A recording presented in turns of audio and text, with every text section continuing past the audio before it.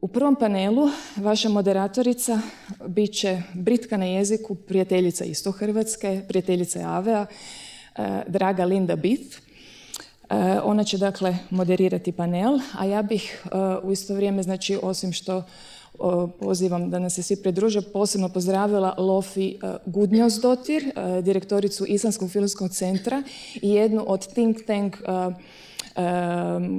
članice Europske organizacije filmskih ravnatelja centara, odnosno agencija.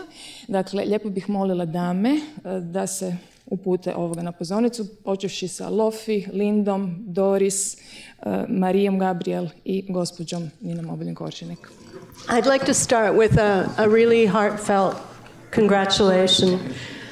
I started in the industry a long time ago in Canada. There was no money for film.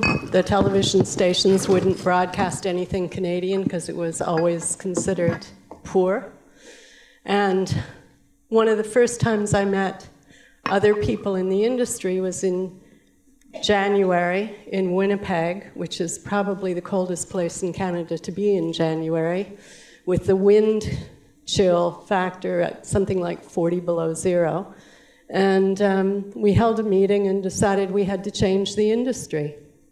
And I keep hearing of industries that changed, but honestly, Croatia, in 10 years, you've gone from a very small, very insular industry to being one of the powerhouses in this region. So really heartfelt congratulations.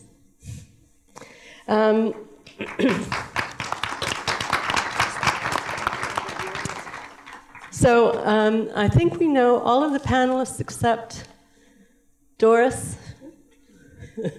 And we all know Doris because she's one of the most enthusiastic and most supportive of the European Parliament. So thank you for support for our industry and for the region. The Digital Single Market Initiative is much misunderstood. So what I want to do is go back to some basics first. In 2015, Jean-Claude Juncker said he wanted to see pan-continental telecom networks, digital services that cross borders, and a wave of innovative European startups. I want to see every consumer getting the best deals and every business accessing the widest market wherever they are in Europe.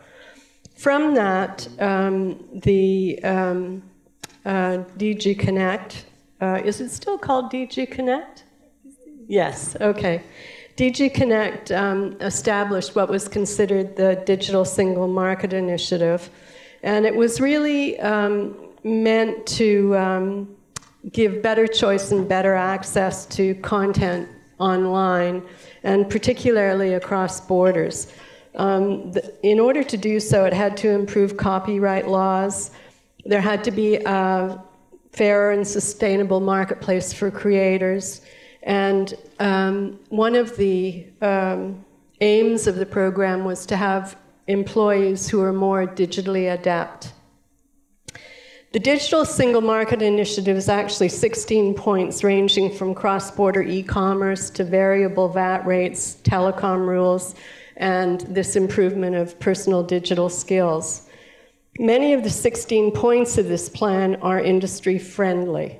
The review of the audiovisual media framework, which is another initiative, analyzing online platforms, tackling piracy, reviewing e-privacy, thank you, and partnering on cybersecurity. One of these is now operational, and that's the portability law, which was passed last year, correct? So that if you download something in Italy and come to Croatia, you bring it legally as opposed to illegally. Could you bring us up to date on where that initiative is now? Of the 16 points, you've covered a few of them, but not all. Thank you very much. Yes, first of all, we launched our strategy on digital single market in 2019, and we have 44 initiatives, 25 are legislative, and only 11 are finalized. So I was being totally simplistic. But we have had already cornerstones, because we have the re-informing, the portability of content, that will start 1st of April, and it's not a joke. So that there is some advancement. On the other side, by the end of this year, our head of states and government said that we would like to finalize the digital single market to have a solid base. Does it mean that my first message is really, let's speed up some of the procedures, quality and speed, we are capable to do it, and that's my wish. In every member state, when I have a visit, that's my main message. Today, new technologies are evolving so rapidly that we need to be more efficient and more quick. On Audiovisual Media Services Directive, now we have negotiations with the European Parliament in the Council, but what is important is that there is an agreement on this quota for European works. You remember in our initial proposal, the proposal of the Commission, it was to put 20%, but the European Parliament and the Council agreed on 30%. That's a very concrete step to increase the visibility of those so rich European works. On copyright, we are waiting for the vote of the European Parliament, because there is mainly two issues, very controversial ones. On one side, it's about the new publishers' rights, Article 11, and the value gap, what's about the responsibility of platforms. But my message is very, very, very clear, and I stay very, very coherent with our President Juncker. We have our creators, we have our authors, and today they need to be fairly remunerated, because we would like to protect the content and we'd like to give them some instruments just really to defend their own place. It's not possible to continue like actually, because when we see what is the digital transformation, actually we have some rules and they are completely not adapted to the new realities. That's why my personal position is for responsibility, more responsibility and accountability for platforms. That was one of our initial aim, and with copyright we would like to continue in that sense. I would like to touch another issues is our digital for culture strategy. I launched this strategy two months ago, because I fully believe that there is a place for strengthening the cooperation between new technologies and culture. And thanks to the new technology, we can unlock some of the potentials. And that's why I would like to propose something very concrete. It's to create a European directory for European films. That will be a project in two phases. The first one, I would like really to have a unique place where we can see which film is available in which member states. And I think that it will contribute to strengthen the visibility of our European films. And it's very, very clear that we need to work on a branding, on editorial policy, but I already have organized a first roundtable in Berlin in February, and all stakeholders were very positive. That's the first stage. The second one, it will be to transform it in a tool for citizens to see where the film is available legally by direct link or video on demand. So my ambition is to launch the prototype of this in October 2018. But for me, it's so important now. And the next one, it's media program. I think that it's very clear. I'm strongly committed to keep first the budget for media program in the next multi-annual financial framework. But my ambition is to obtain more for this, because during the years, we all have seen that media program is one of our great success stories. But we just add new responsibilities without an augmentation of the budget. It's not possible to continue like that. Maybe we need to revise some actions, because actually 14 actions, 20 schemes, it's a little bit too much. Maybe we can see where we can increase the impact, how we can really touch new audiences. And thanks to the new technology, we can do a lot more. Especially when we talk about data, it's an important thing, because I would like really to work a little bit more on access to data and how to use them, how to have an added value, because data are all around us, but we need to use their added value. And I know that for some sectors in this audiovisual industry, there is no so many used data, and we need to use the potential of this. Thank you. You brought up about 20 points I'd like to cover, so I'm gonna pick them in order. The industry itself has had a really mixed reaction to the digital single market initiatives, and that's because some of the underlying tenets were actually counterproductive. And I'll give you my most recent two examples. The first is that the consumption of audiovisual on the internet is mostly a mobile function, meaning that particularly younger generations are looking at movies on mobile phones or tablets. They're not actually sitting at a desk and watching. As part of the digital single market initiative advertising, there was this proclamation that phone calls and SMS messages were going to be single market, and it was good for the consumers. In fact, what happened was data downloading became so expensive that most people have had to turn off their ability of their mobile to download data because it's so costly, it's prohibitive.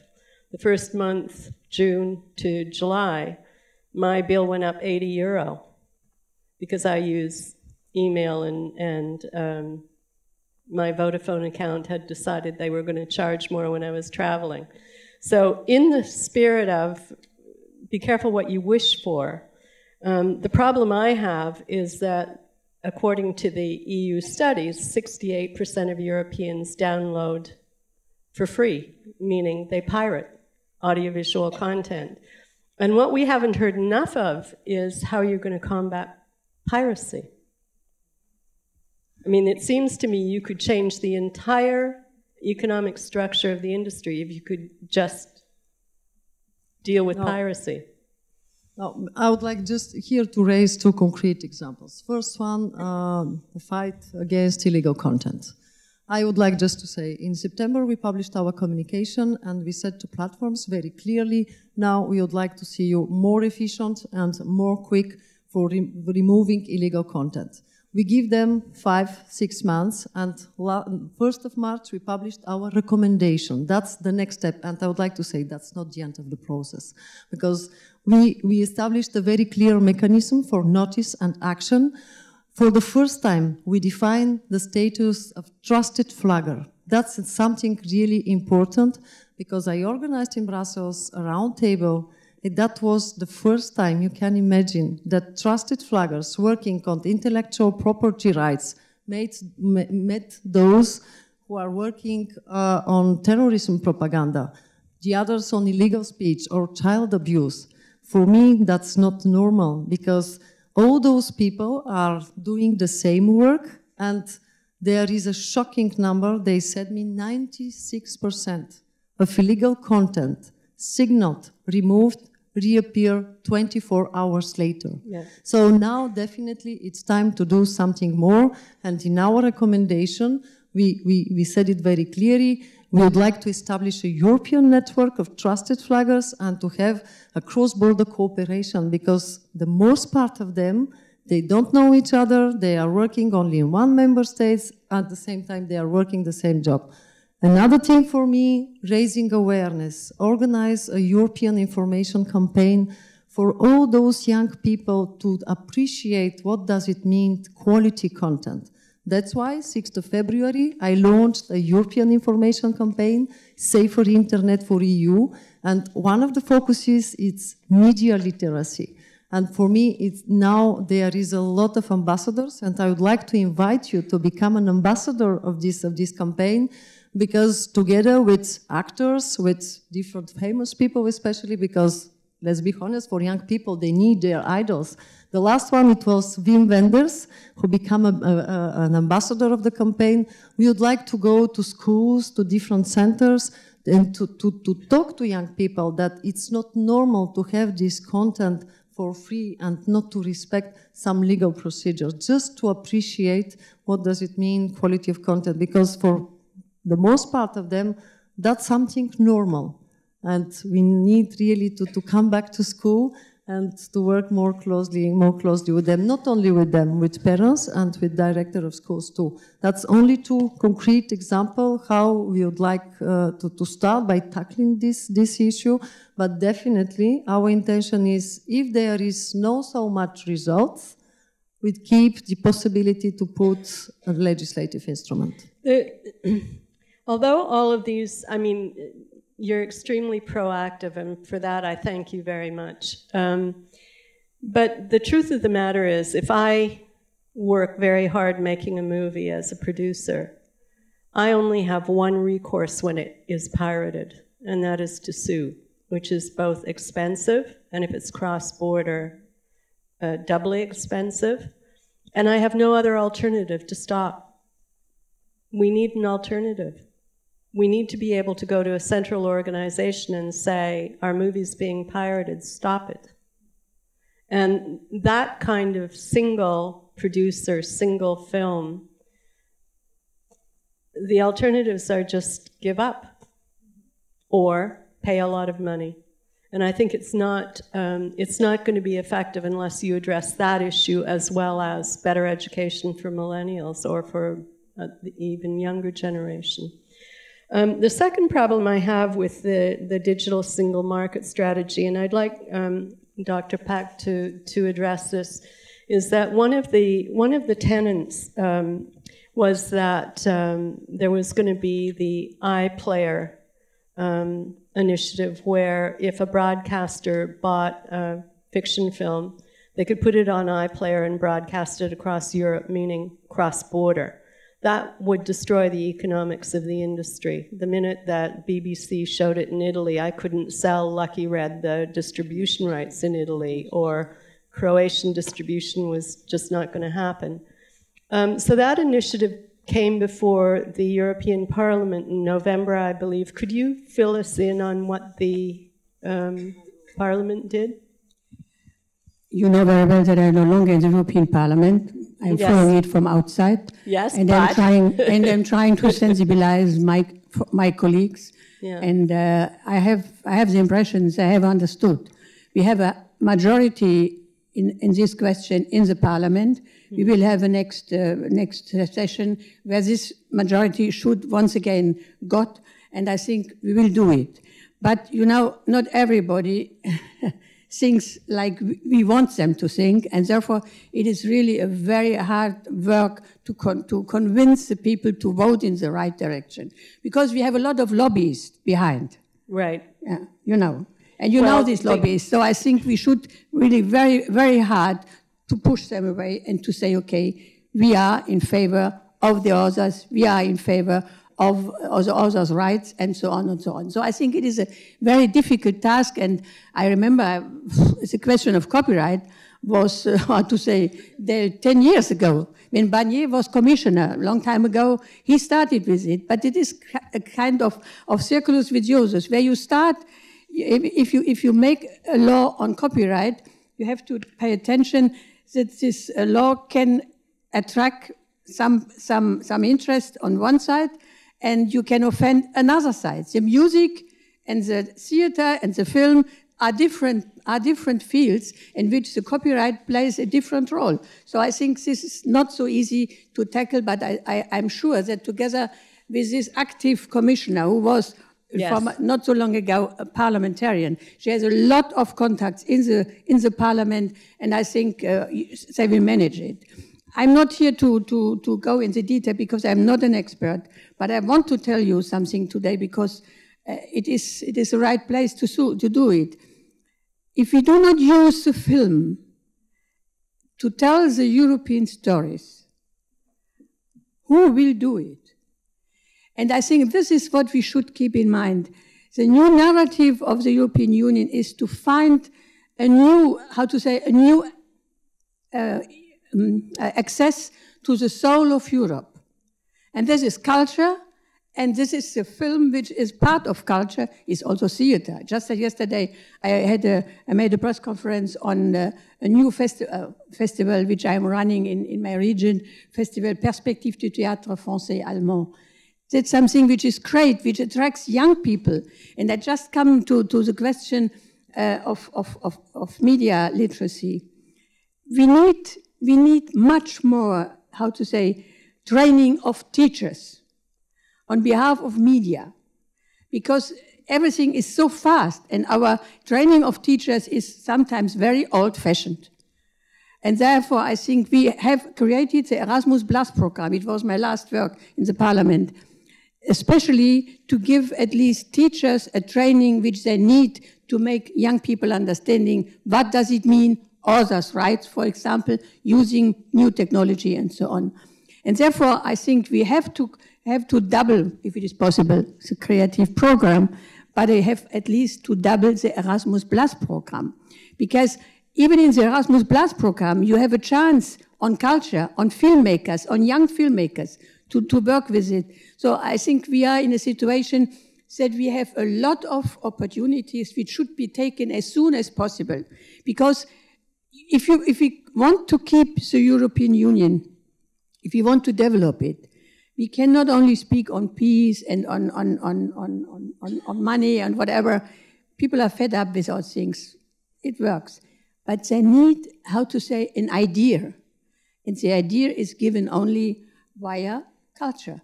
And therefore, culture in all its expressions is very important. And therefore, I am here. I'm not here to give you some details on legislation. I'm no longer. You're here to be our big cheerleader. She can it. She can it. And together with her, we are really working a lot on this.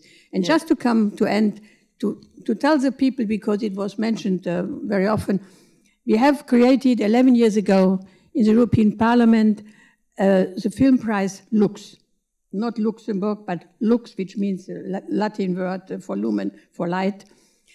We did it because it was Wim Wenders, the famous film producer, who gave us the idea to say, you have to tell European stories. And how can you tell them?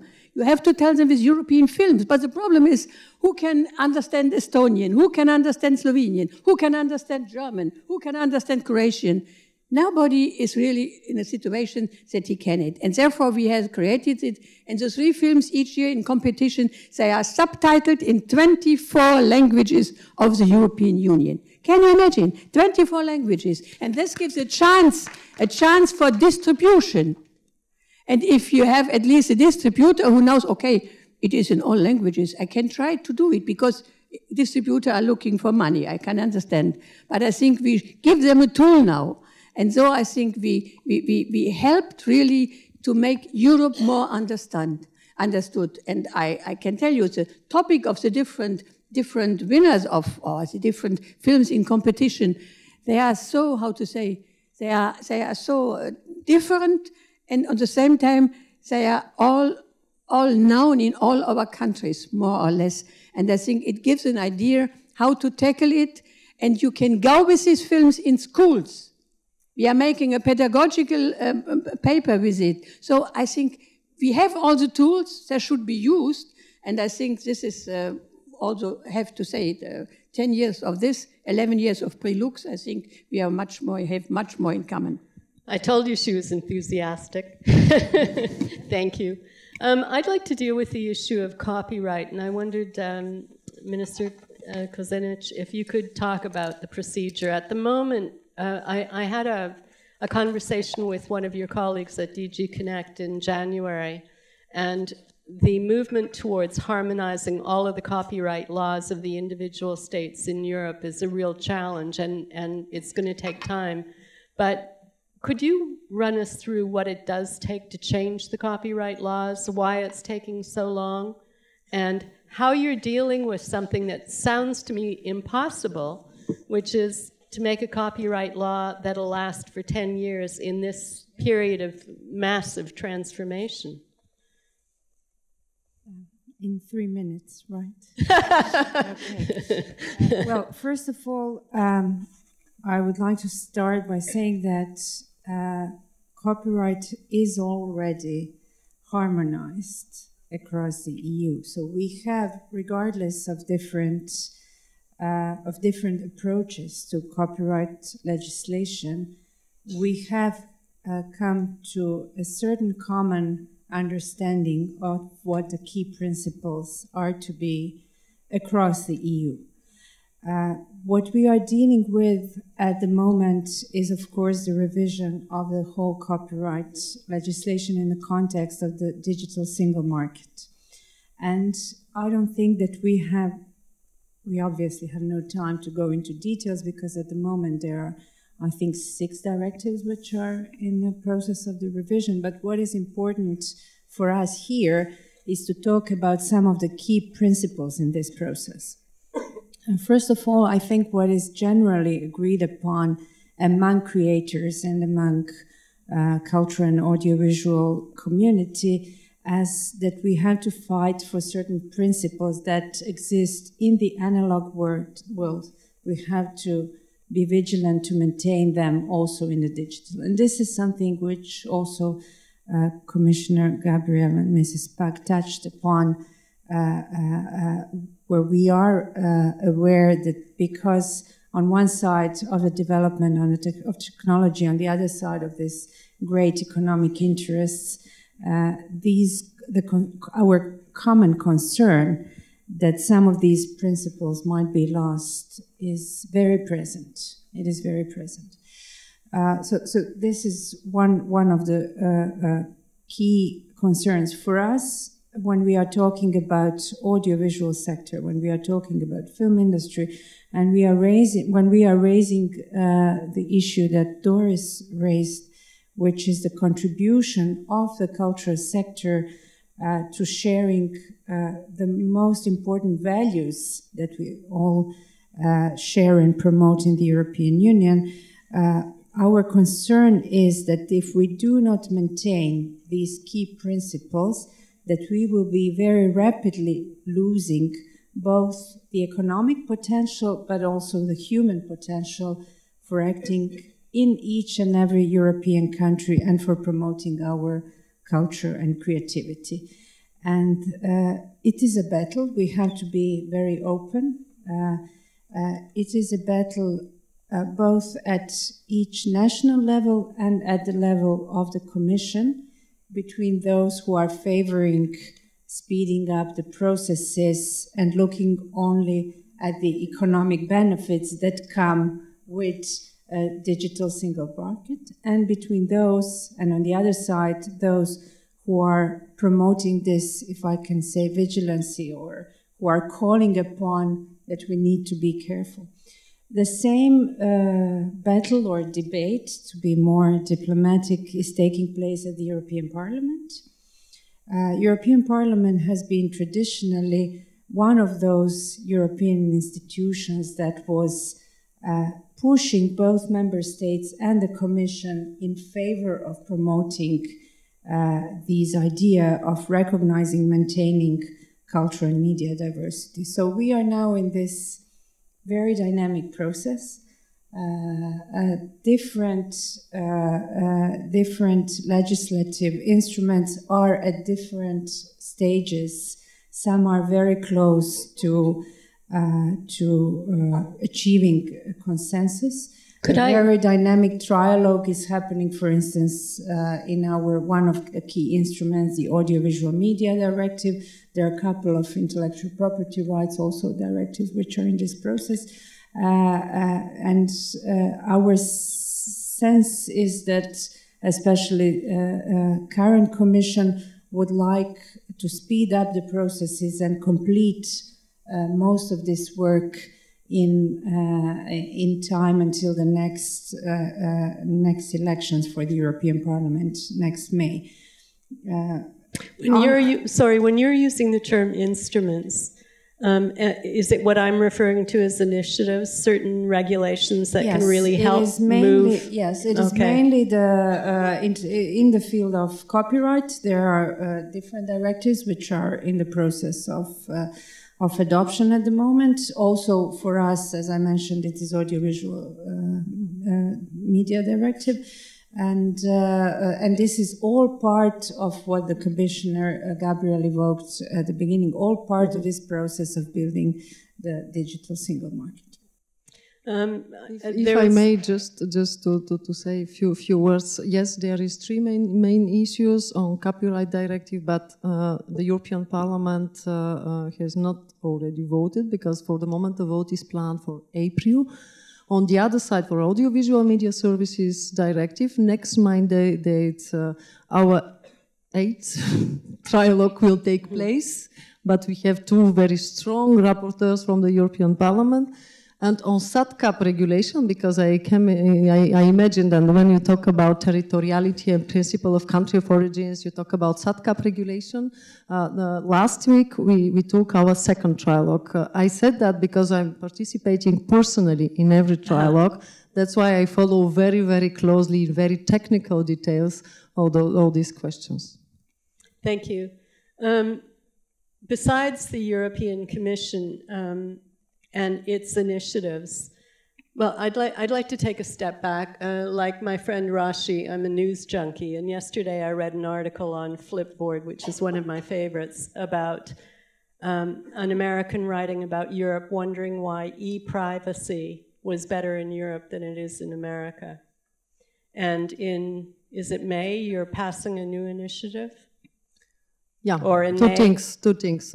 First, we have two different instruments. On one side, we have the famous GDPR, General Rule for Data Protection, which entered into force 25th of May. It's about the protection of personal data. I would like to say it very, very clearly. For us, the protection of personal data of all our European citizens is a core value. It's a fundamental principle. And we would like really to preserve that. On the other side, we have e-privacy. That's something different, because GDPR, it's about the protection of personal data, but e-privacy, it's about the confidentiality of communication. Yes, today there is no reason that WhatsApp and Viber don't answer to the same conditions as like traditional operators.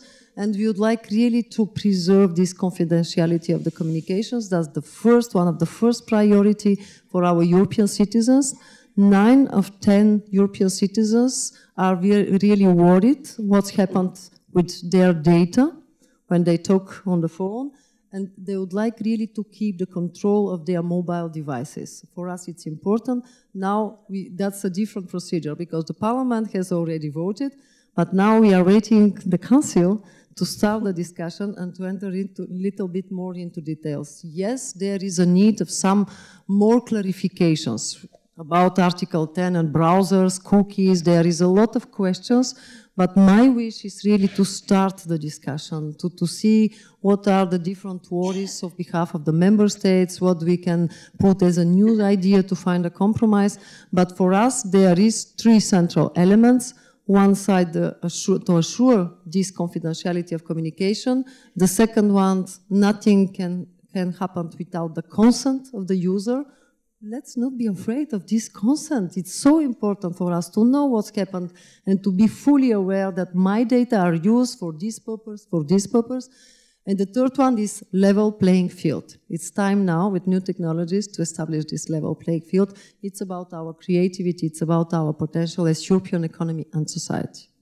Thank you. One of my really big concerns is that we're not paying our creators. Our industry is based on really talented writers and really talented directors who make it possible for producers and the industry to function. And one of the initiatives that I have loved is a visionary paper called Towards 2030. And Laufey, I'd like you to talk about that. Yes, I mean, we at the different film agencies in Europe are of course really concerned.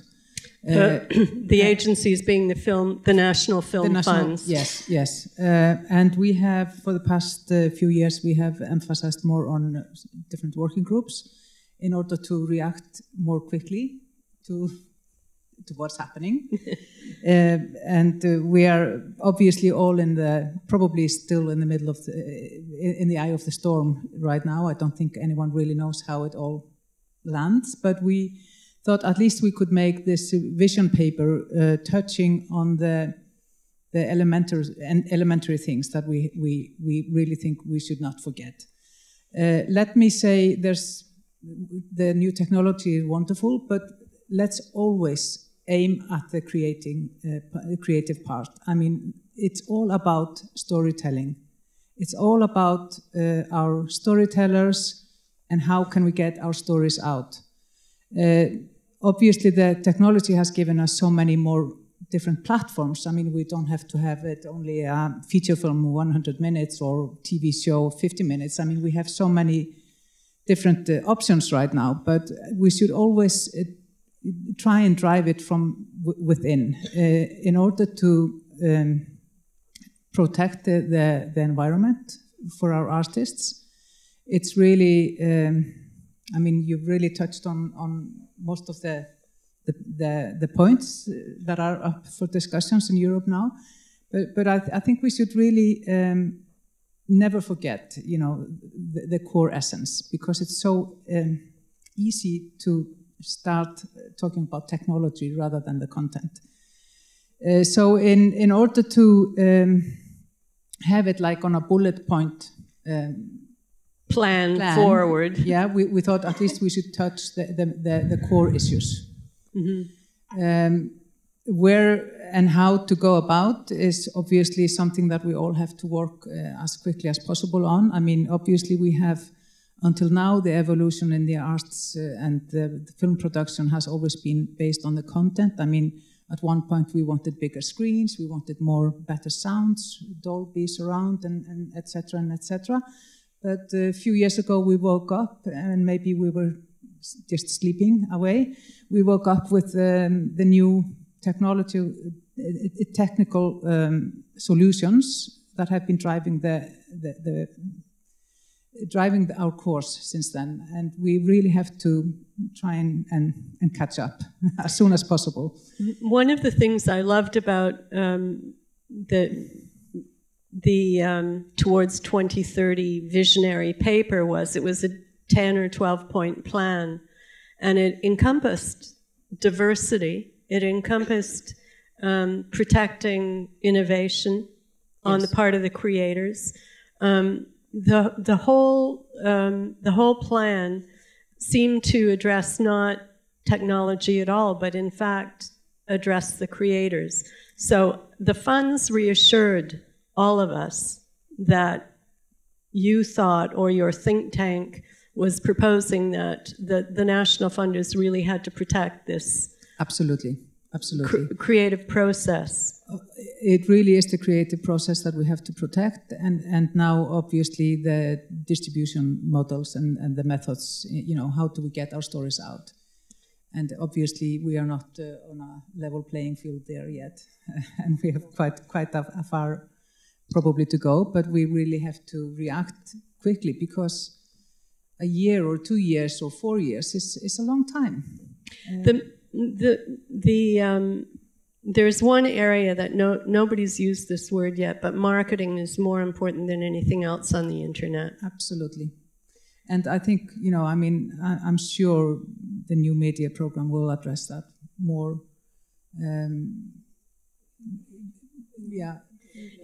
Yes, we have learned, and we are learning, and we are actually looking at the accidents happening right now.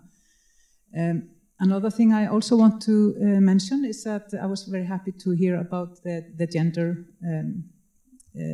emphasis, which is obviously a very important part, and we also address in our vision paper on behalf of the FATs. We really have to get the women on board.